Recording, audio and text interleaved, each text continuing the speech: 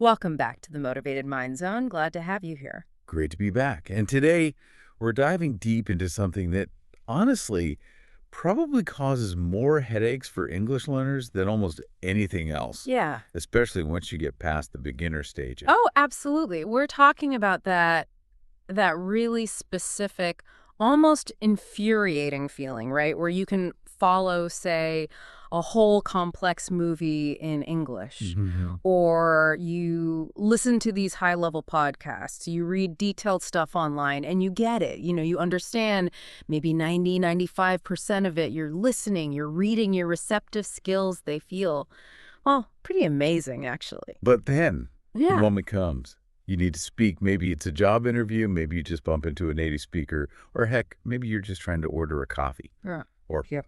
poof, Blank screen. total blank screen. Yeah. That huge library of words and grammar you have, it just vanishes. The words simply refuse to come out. It's like having a perfectly organized filing cabinet in your head, but the drawers jammed shut. And it's so easy to mistake that for not knowing enough English, isn't it? So people think, oh, I need more grammar rules, or I need to memorize another 1,000 vocabulary words. Right, they double down on the input, the passive learning. But as the research we looked at shows, that's often not the real bottleneck at all. Which brings us to the core idea of this deep dive. It's built around this really powerful revelation, I think. The problem isn't really about your ability to learn. I mean, clearly you've learned a ton already. Exactly. The problem is activation. You've learned English passively through understanding, but you haven't yet fully activated the pathways needed for producing speech quickly in real time. So that's our mission today, really. We want to look under the hood, understand why this disconnect happens, this gap between knowing and doing. And crucially, give you some practical, sophisticated techniques to basically wake up the language you already have stored away, to move it from that passive storage into active, confident speech. Yeah, this isn't about piling on more information. It's about learning to use what's already there. It's about flipping a mental switch, really, that can seriously accelerate your And the progress. sources suggest that once you make that switch, progress isn't just step by step anymore. It can feel almost exponential. Hmm. English stops being this subject you study Mm-hmm. and starts becoming this tool you actually use to navigate your life. Okay, so are you ready to really unpack the mechanics of fluency and hopefully unlock that voice you know you have inside? Let's do it. Right. Let's get into the why first, the sort of cognitive science behind this whole thing. We said understanding listening and reading, that's a receptive skill. Your brain's amazing at recognizing patterns, right? It really is. Receptive skills are all about recognition. You hear a sound, you see a word, and your brain scans its enormous database, finds a match, pulls up the meaning. It's basically a decoding process. Decoding, that's a good word for it. It doesn't require you to build anything from scratch. Not really, no. It's matching existing patterns. But Mm-hmm. speaking is totally different. It's a productive skill. And that word productive is doing a lot of heavy lifting here. How so? Well, production means creation. And it has to happen under pressure, in real time. When you decide to speak, your brain has to juggle multiple complex tasks all at once, and incredibly quickly, like milliseconds quickly. Okay, like what kind of tasks? First, there's forming the actual thought, the idea that's ideation. Then finding the right words to express a semantic retrieval. Then structuring the sentence correctly, tense, plurals, agreements, grammatical encoding. Wow, okay. And then on top of all that, coordinating your mouth, tongue, breathing to actually physically produce the sounds. It's motor planning. Okay, so it's not just grabbing a word from the mental dictionary. It's finding it, putting it in the right place in a sentence you're building on the fly, and then physically saying it. That sounds way more demanding than just recognizing a word you hear. It's a huge cognitive load difference.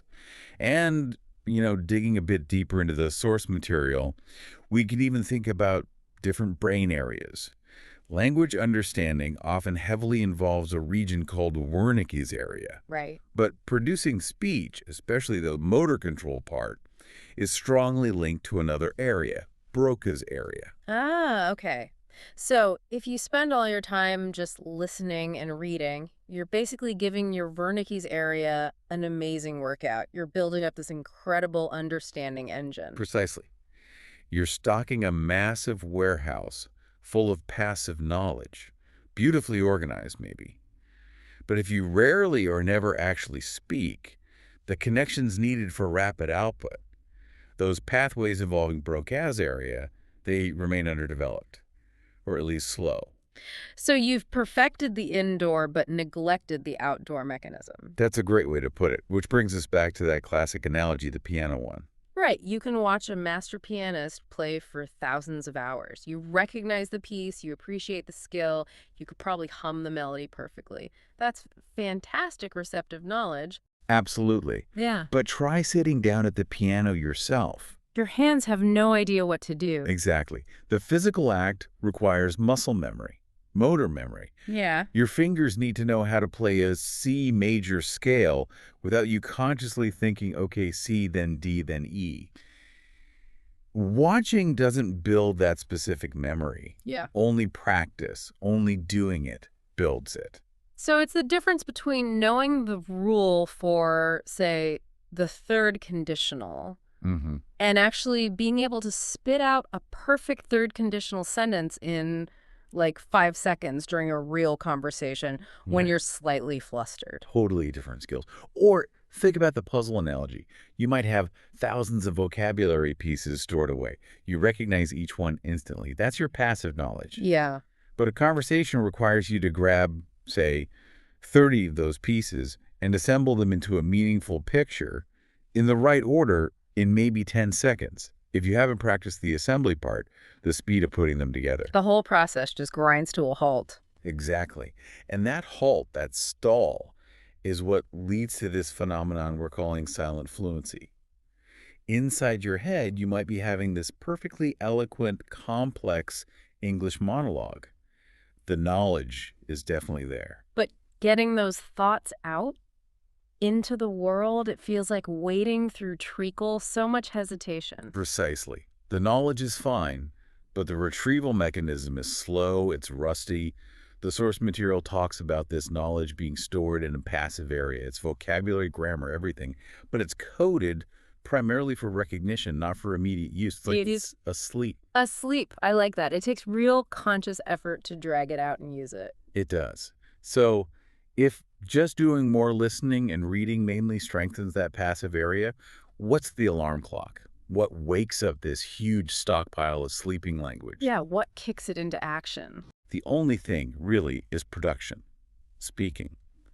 The act of speaking is what forces the brain to recode that passive knowledge into active, readily available knowledge. It builds, or maybe strengthens, that quick connection between the thought, Wernicke's area roughly, and the physical output, Broca's area. That linkage is fluency in action. Okay, so the big trap then is waiting. Waiting until you feel ready. Learners think, I need to get my listening and reading perfect first, then I'll brave the scary, awkward process of speaking. But you don't get ready by waiting. You get ready by doing the awkward thing, by embracing the initial discomfort. You're literally building a new neural muscle. Uh-huh. And the sources are really clear on this. If you spend, say, 90% of your learning time on input listening, reading, and only 10% on output speaking, writing, you're almost guaranteed to feel that frustration of silent fluency. That ratio needs a major shift towards production. Wow. So the realization for you, the listener, might be this. Maybe you're not slow, maybe you're not bad at English. Maybe your learning has just been unbalanced. You've built this huge, powerful engine, understanding, but you haven't really learned how to use the clutching gears speaking yet. It's a fantastic analogy. So now that we've hopefully nailed down the problem, it's a lack of activation, let's get into the really practical stuff. The actual techniques you can use to force that activation to wake up your English. And the great thing about these activation techniques is that, initially at least, many of them don't even require another person. You don't need a native speaker sitting opposite you right away. You can start activating your English right now, just by yourself. Okay, so what's the very first, most immediate step? It's probably the simplest, but maybe the most overlooked. Speak out loud, even when you're alone. Right. Just talking to yourself, Oh. essentially. But hang on, let me push back on that a little. If you're practicing alone, isn't there a danger you're just practicing mistakes? Cementing bad habits in pronunciation or grammar because there's no feedback. How did the sources deal with that? Because that seems like a pretty big potential downside. That's a really important question because, yes, the risk of fossilizing errors is definitely real. The way the source material generally approaches this is by saying the initial goal of solo speaking isn't perfect accuracy. It's about reducing the friction. Friction. Yeah, the friction between having a thought and getting it out of your mouth. It's about training the physical muscles of speech, your tongue, your jaw, to Yeah. actually make English sound smoothly. It's about building the pathway first. So, goal number one is just getting the words flowing, getting the engine turning over, the fine tuning, the accuracy check. That comes a bit later. Exactly. You need to establish the connection first, get the output moving. And a really effective way to do this is just narrating everyday actions. Simple stuff. When you're making coffee, say out loud, okay, I'm boiling the water now. Need to get a mug. Where's the sugar? Ah, here it is. Pouring the milk. Using the language you actually use in real life, the high frequency stuff. Precisely. It's relevant. It's immediate. Mm-hmm. And another suggestion is setting yourself little speaking challenges. Like, set a timer for just 1 or 2 minutes and talk about, I don't know, your favorite movie or what you did yesterday. Just talk nonstop until the timer goes off. That little bit of time pressure kind of simulates a real conversation, right? Stops you overthinking every single word. It does. It forces more automatic retrieval. Uh, And if you want to add that feedback loop later, you can record yourself. Listen back afterwards. You'll probably notice some things yourself. Oh, I always hesitate there, or that pronunciation sounds a bit off. Mhm. Self-correction is powerful, and it combines the fluency practice with some accuracy work. Okay, that makes sense. Moving on, there's a technique that's specifically mentioned for improving how you sound, the flow and rhythm. Yeah. That's shadowing, right? But it's often misunderstood. People think it's just repeating like a parrot. Yeah, it's much more sophisticated than simple repetition. Shadowing is, I think, a real game changer for getting the prosody right, the music of English. Hmm. You listen to a native speaker Mm-hmm. and you try to speak along with them almost simultaneously, like you're their shadow or an echo, maybe just half a second behind. The key is you're not focusing so much on what they're saying, the meaning. You're focusing on how they're saying it. Exactly. The rhythm, the intonation patterns where their voice goes up and down, the stress, which words they emphasize. You're trying to mimic the entire soundscape. So you're literally training your mouth, tongue, vocal cords to make the same physical movements as a native speaker does when they link words together naturally. Yes. It's like creating an auditory and physical map in your brain. Think about it. If you only practice saying single words in isolation, your English can sound very Mm, robotic, very choppy. yeah. Shadowing forces you to practice connected speech. How words blend together, how sounds get reduced or dropped, how native speakers use contractions like gonna or wanna. That's crucial for sounding natural. And the practical tip here is to use short clips, right? Not try to shadow a whole movie. Definitely. Keep it short, maybe 10, 15 seconds from a podcast, a song, a YouTube video, something with clear speech. And repeat that same short clip maybe 5, 10 times. Really drill down until the physical sensation of making those sounds starts to feel more automatic, less effortful. Okay, so that repetition builds the muscle memory for the sounds. Yeah. What about tackling that internal block, the translation habit? Ah, yes, this is probably the biggest leap for fluency. The mental shift to thinking in English. So many learners get stuck translating in their heads. Native language thought, Yeah. English speech. And that translation step adds a huge delay, right? A But they're cognitive tax. massive. It slows everything down. So the goal is to gradually dismantle that internal translator. But how do you do that without just, you know, feeling completely lost? Yeah, how do you start small? The advice is usually to begin with really simple instant labels. Just look around you during the day and mentally name things directly in English. Tree, car, sky, coffee cup. Or feelings. Hungry, tired, happy, bored.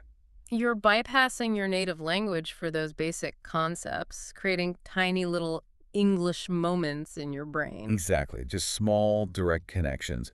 Once that feels comfortable, you can move to very simple internal narration. Short sentences about what you're doing or feeling, thought directly in English. Okay, need to check my email. This bus is really late today. I feel a bit cold. You're deliberately practicing forming the thought in English from the very beginning. Yes, and that cuts down the processing time dramatically. And this connects to another key technique. When you learn a new word, you need to activate it immediately. That's immediate vocabulary use. Right, because just writing it down in a notebook often means it just stays there, passively. It does. Knowledge fades if it isn't used. So when you encounter a new word you want to learn, the sources often suggest something like a rule of three. Don't just write it down. Try to use it actively in maybe 3 different sentences, spoken out loud, ideally within the first 24 hours of learning it. Okay, so if I learn the word, say, constraints, I shouldn't just write constraints limitations. No, you should immediately try to say something like, okay, budget constraints are tight this month, or I don't like these time constraints, or we need to work within the given constraints. Ah, I see. You're forcing that new word to be linked not just to a definition, but to an actual motor action speaking and a real context, making it active from the start. Exactly. It codes it for retrieval, not just recognition. And the final technique in this section is about turning all that listening you do anyway into active practice. Because we all listen passively, right? On the commute, while doing chores. How do we make that time more productive for speaking skills? We need to engage more actively. One method is what you might call pause, repeat, predict. When you're listening to something like a podcast or an audiobook, pause it after an interesting sentence or idea. First, just repeat the sentence out loud like mini shadowing, reinforcing the sound and structure. Then, maybe try to predict what the speaker might say next. Or, even better, formulate a quick response or question in your head as if you were actually talking to them. So if the podcast host says, I just love the smell of coffee in the morning, I might pause and think, me too. I can't start my day without it. Exactly. You're keeping your brain in output mode, not just passively receiving information. You're simulating a conversation, generating potential responses, keeping that production engine warmed up. You're basically forcing yourself to stay in that conversational energy zone. Yes. And these techniques, they aren't magic bullets overnight. But if you implement them consistently, they become the engine that really drives the activation of your language brain. They bridge that gap. Okay, so we've got the how-to, the mechanics of activating English, but let's be really honest here. A huge reason why many learners just stick with listening and reading, even when they know they should speak more, is, well, it's fear, isn't it? Oh, absolutely. The fear factor. Mm. It's massive. It's this deep-seated anxiety about making mistakes, about being judged, about sounding stupid. Yeah. Especially when you're speaking a second language, it can feel like your whole intelligence, your whole personality is suddenly on trial. It feels very vulnerable. And this vulnerability feeds into what we could call the confidence myth, this idea that You need to feel confident before you can speak well. Like, confidence is something you have to acquire first, like a piece of equipment, before you dare to open your mouth. And that, according to all the research we looked at, is probably the single most damaging myth in language learning. It's completely backwards. Backwards how? Confidence doesn't come before you speak. Confidence is a result of speaking, is the feeling you get after you've done it, even if imperfectly, and survived. Waiting until you feel 100% ready and confident. Well, that's basically a guarantee you'll stay stuck in that silent fluency trap forever. It's like waiting until you're sure you won't fall off the bike before you even try pedaling. Exactly. You learn to ride by falling off, by wobbling, by feeling awkward. You don't learn by watching others ride perfectly and waiting for divine confidence to strike. Performance builds confidence, not the other way around. So the brain actually needs to experience that real-time pressure, the little moments of panic when you can't find a word, and then the feeling of finding it or finding a way around it. Yes, it needs those cycles, those moments of trying, maybe stumbling a bit, but then pushing through and keeping the communication going. That's what builds conversational resilience. That's what builds real earned confidence. Okay, so if that's true, then we need a completely different way of thinking about mistakes. They can't be seen as failures. They absolutely cannot. The deep dive insight here is that mistakes are not failures. They are essential diagnostic tools. They are data points for your brain. Data points. When you make a mistake, maybe use the wrong word or hesitate or get the grammar slightly wrong, your brain, especially if you notice it or get corrected, registers that something didn't quite work. It signals an area that needs adjustment. The next time, it might try a different pathway, retrieve the word faster, or use a different structure. Without those error signals, the brain has no reason to optimize the output pathway. Wow. So making mistakes literally means you are actively engaging the system that needs practice. It means you're doing the right thing, the necessary work for improvement. That's exactly the mindset shift. Mistakes are evidence of effort. They are signs of progress, not signs of deficiency. That should be the mantra. Okay, I love that. Mistakes mean you're doing the real work. And this leads to rethinking what fluency even means, doesn't it? It really does. We often equate fluency with perfection, speaking like a native speaker, with flawless grammar and vocabulary. But that's an incredibly high and often unhelpful bar. So what's a better definition? A much more practical and motivating definition is that fluency means speaking without fear. It's about having the courage to communicate what you want to say, even if it's not perfect. It's about resilience, keeping the conversation going, prioritizing connection over correctness. Fluency is courage, not perfection. That feels so much more achievable. Okay, so if fluency is courage, how do we practically start building that courage, that more robust mindset? Well, first, you have to tackle the comparison trap. Stop conversation.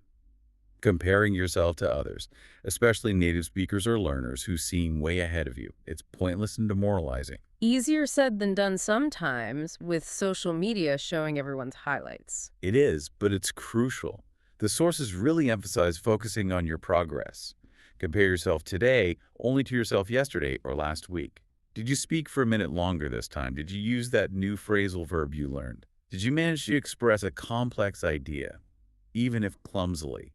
Acknowledge and celebrate those small personal wins. Because those little internal victories build genuine, solid confidence from the inside out, not just fragile external validation. Exactly. Second, consciously seek out safe spaces for practice, especially in the beginning. This is vital for lowering the stakes. What counts as a safe space? It could be practicing with other learners who are at a similar level and understand the struggle. Finding language exchange partners online who are also there to practice and learn, not to judge.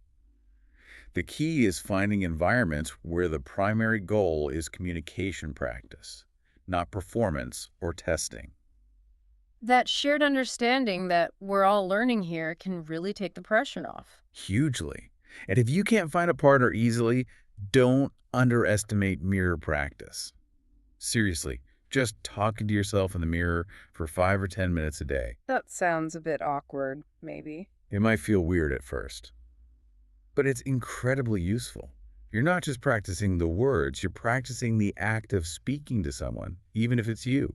You get used to seeing your own facial expressions, using gestures, modulating your tone. Ah, right. Because communication isn't just words, is it? It's the whole package: body language, expression, tone. Practicing in the mirror helps integrate all of that. It makes the whole act of speaking feel more embodied, more natural, less like just reciting words from your head. And finally, perhaps the most powerful rule for immediate confidence boosting, the apology rule. Okay, what's the apology rule? Simple. Never start a conversation or excuse a mistake by apologizing for your English. Stop saying sorry for my bad English or excuse my English. Why not? It feels polite sometimes. It might feel polite, but what you're actually doing is immediately undermining yourself. You're setting the expectation low and drawing attention to perceived flaws. Instead of apologizing, you should internally reframe it. Think, wow, I'm communicating in a whole other language right now. That's pretty amazing. So shift from apology to quiet pride, or at least neutrality. Own the fact that you're doing something challenging and cool. Exactly. It changes your whole energy, your presence in the conversation. Confidence is often about how you carry yourself. So focusing on bravery, utility, and connection, rather than chasing this impossible dream of perfection, that's what unlocks the door. The knowledge is there. These mindset shifts give it the courage to actually come out and play. Okay, so we've got the techniques to activate the language, and we've worked on the mindset, the courage to actually use them. Now we need the thing that makes it all stick: consistency. The sources are really clear on this: short, regular practice beats long, infrequent sessions every time. Every single time. It's the consistency principle. Think of it like exercise. You get stronger by going to the gym regularly for shorter workouts, not by doing one massive 8-hour session once a month. Right. Language learning is very similar. Consistency builds habit. And habit, neurologically speaking, helps build myelin. That's the fatty insulation around your nerve pathways. Ah, interesting. Regular practice essentially thickens the myelin sheath on those English retrieval pathways in your brain, which literally makes the signal travel faster and more efficiently. It makes recall more automatic. So doing just 10 or 15 minutes of focused speaking practice every single day is genuinely more effective than trying to cram for 4 hours on a Sunday. Far more effective in the long run for building fluency. The brain thrives on regular, relatively low-intensity repetition and exposure. So the challenge becomes, how do you weave this practice into your already busy life? How do you make it automatic? Yeah, how do you build those habits? Well, let's highlight a couple of really foundational habits mentioned in the materials. The first one is habit highlight. Speak your day. Okay, we touched on this: narrating your everyday actions out loud, but how do you make sure it doesn't just feel like another chore you forget to do? The trick is to anchor it to something you already do every single day without fail, your non-negotiable routines. For example, maybe the first 10 minutes of your commute, or the 5 minutes while you're waiting for the kettle to boil, or while you're loading the dishwasher. Ah, link it to an existing habit. Exactly. That becomes your dedicated speak your day zone. And you just describe what you're doing, what you see, what you're thinking, using simple everyday language. Okay, put in the plates in. Need more soap. Wonder what's for dinner. It ensures you're activating relevant, real-world vocabulary. And because it's tied to something you do anyway, you don't have to rely on willpower or remembering to do it separately. Precisely. The second really good habit is using short voice notes. The suggestion is to record, say, a 1-minute voice note on your phone every day. Critically, do it without preparation. Like a mini spoken diary entry, just talking about your day or your thoughts. Yeah, exactly. And this little habit packs a punch. First, it forces that spontaneous output you have to think and speak in real time. Second, When you listen back later, which is a crucial part of this, you're using your strong receptive skills to analyze your own productive skills. Ah, so you become your own language coach, listening for hesitations, pronunciation issues, maybe grammar mistakes. Yes, it's a fantastic feedback loop. You start noticing your own patterns, the places you get stuck, the sounds you find difficult, and hearing your own voice speaking English regularly can also be a real confidence booster over time as you notice improvement. Okay, I can see how those two could build a solid foundation. What about creating more immersion, even if you don't live in an English-speaking country? That's where setting specific English moments or dedicated immersion zones comes in. Tell me more about that. How does that work practically? It means consciously deciding on a specific block of time each day. Maybe it's just 20 or 30 minutes to start, where you commit to switching everything into English mode. Hmm. Absolutely everything you can control. Like what? Like, change your phone's language setting to English during that time. Only read news headlines in English and maybe read them out loud. Do your internal thinking, like planning the rest of your evening or reviewing your day, exclusively in English in your head. Listen only to English music or podcasts. You're creating this little bubble, this protected time where English is the only option. Exactly. It creates a kind of focused internal pressure. It forces your brain to operate in English for that period. And even these short, consistent bursts of immersion add up significantly over weeks and months. It helps shift English from being just a subject you study. To becoming part of the actual operating system of your daily life, even if just for a short while each day. Beautifully put. And when English starts to feel more like a part of your life, you'll naturally find ways to connect English to your interests. Right, making the practice enjoyable, not just a duty. Absolutely key for long-term motivation. If you love movies, don't just watch them. Try describing a favorite scene out loud afterwards, or shadow a few lines of dialogue from an actor you like. If you're into cooking, narrate the recipe steps as you do them. If you follow a sport, try explaining the rules or describing a recent game in English. When the practice is tied to something you're already passionate about, it doesn't feel like work in the same way. Exactly. Your brain is more engaged, more receptive, because the activity is intrinsically rewarding. It links the language practice to positive emotions and existing knowledge structures. And I guess the big takeaway on consistency, the sort of mantra, is that motivation is fickle, right? It comes and goes. Totally unreliable. Some days you'll feel excited to practice, other days you really won't, but habits stay. If you build the routine, the system, The system runs even when motivation is low. that's the goal. Rely on the routine, not the feeling. Build the habit, even if it feels tiny and insignificant at first, just 5 minutes a day. That consistent routine is what will ultimately carry you towards fluency, much more reliably than waiting for sporadic bursts of inspiration. Okay, activation. Check. Confidence mindset. Working on it. Consistency and habits. Building them. Now, let's talk about refining the output. The end goal isn't just to speak, but to speak.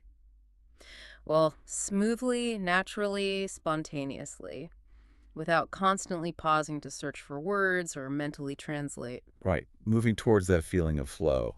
And the very first step towards achieving this, perhaps counterintuitively, involves a major priority shift. Okay, what shift? You have to consciously stop aiming for perfect, grammatically flawless sentences every single time you open your mouth. Your primary focus needs to shift almost entirely to communication and meaning, getting your message across effectively. Because if I'm constantly worrying about whether I should use the past perfect continuous or just the past perfect. You've already stopped the flow. Exactly. Over-focusing on grammatical accuracy triggers that slow, conscious, rule-checking part of your brain. But if you prioritize just conveying your idea, making yourself understood, you allow your brain to access the faster, more automatic pathways that you've been building through practice. Fluency emerges when meaning leads. Meaning rarely emerges if perfection leads. That's a big one. Let understanding the other person and being understood be the main goal.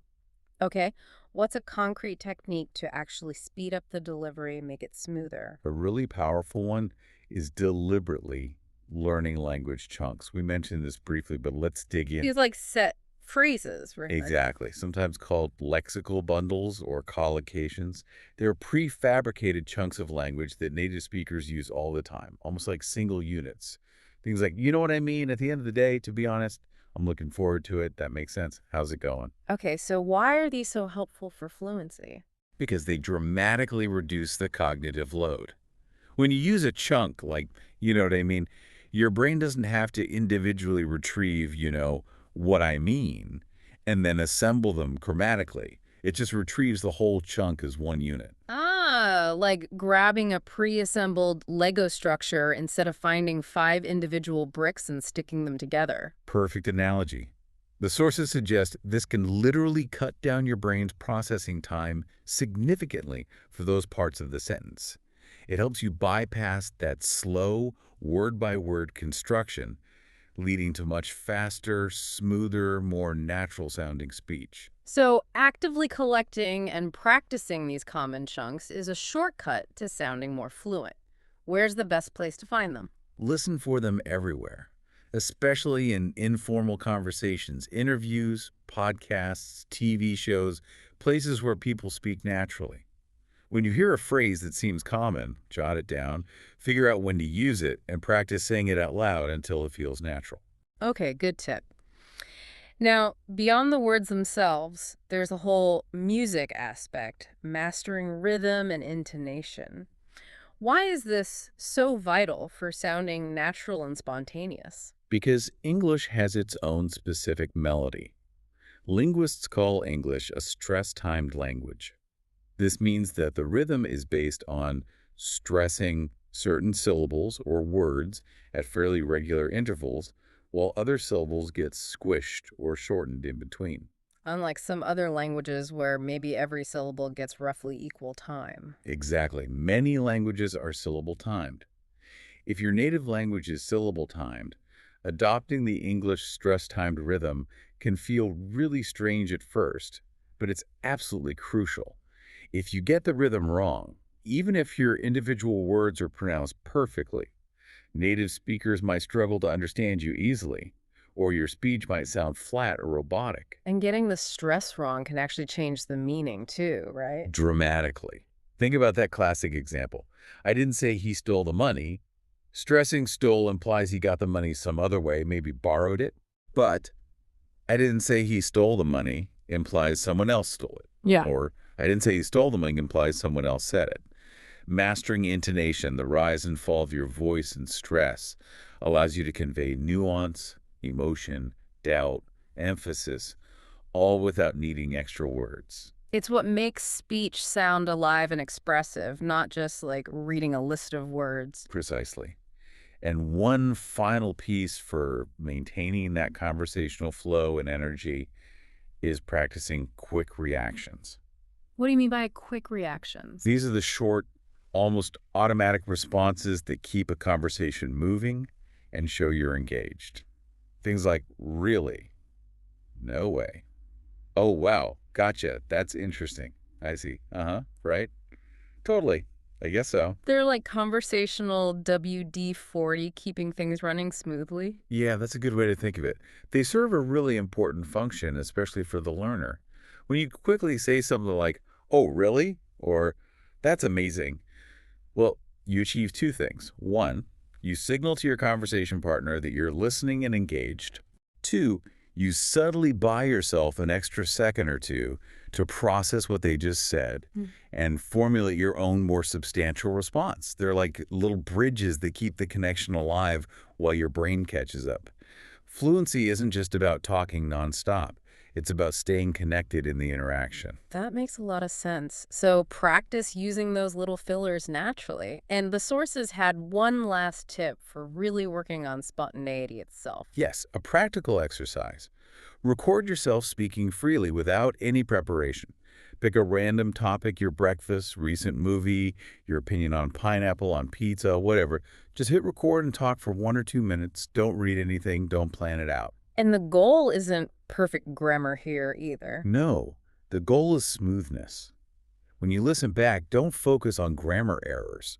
Instead, listen for the hesitations. How many times did you pause awkwardly? How many ums and udges did you use? How often did the flow break down? So that lack of pauses, that continuity, becomes your measure of spontaneity. Exactly. And if you do this regularly, you'll start to see those pauses decrease. Your speech will become more fluid, more connected, more spontaneous over time. It's a great way to track your progress in actual conversational flow. #outro. Well, we've covered a lot of ground in this deep dive on activating your English. We started with that all too common frustration, understanding almost everything, but feeling speechless when it's time to talk. Mm-hmm. And we really zeroed in on the core issue. It's usually not a lack of knowledge, but an imbalance. Too much passive understanding, not enough active production. The key isn't necessarily more study, but focused, consistent activation. That's the heart of it. Remember that huge library of English you have stored away. It's there. It's real. It's just Hmm. mostly in the passive section right now. Yeah. You need to consciously pull it into the active zone. Through those daily habits, right? Speaking out loud, even to yourself. Yeah. Using techniques like shadowing to get the rhythm, deliberately thinking in English bit by bit. And crucially, facing down that confidence barrier. Redefining mistakes not as failures, but as essential steps, as data points showing you're doing the work. Remembering that fluency is really about courage, the courage to communicate despite imperfection. So the big message for you listening is, you likely know far more English than you give yourself credit for. You don't need to wait until some magical point of perfection to start using it.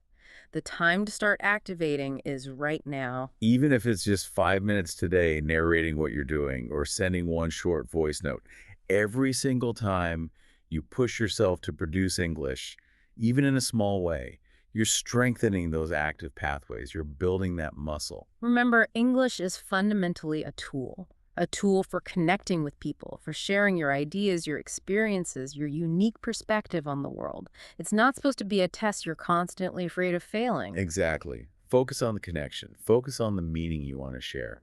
Let go of that immense pressure to be flawless. True fluency often blossoms when you prioritize communication over grammatical perfection. And maybe here's a final provocative thought for you to consider as you continue on your journey.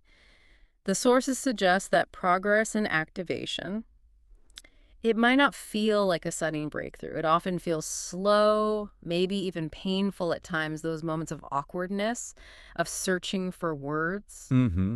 It feels like small incremental steps. But then, one day, maybe weeks or months down the line, you'll suddenly realize something. Perhaps you'll be in the middle of a conversation, really engaged in the topic, and it'll hit you. You've just been speaking for 3, 4, 5 minutes without consciously thinking about the words, without translating in your head at all. It just happened. That moment, that feeling of automaticity, of spontaneous flow, that's when you truly understand. Fluency was never really about knowing every single word or rule perfectly. It was about building the ability to use the words you do know without fear, without that constant, effortful mental calculation. So the invitation is simple. Start today. Say something out loud in English, even if it's just one sentence. Activate that voice. Keep believing in the knowledge you've worked so hard to gain. Absolutely. Keep learning, keep practicing, and most importantly, keep speaking. Until next time.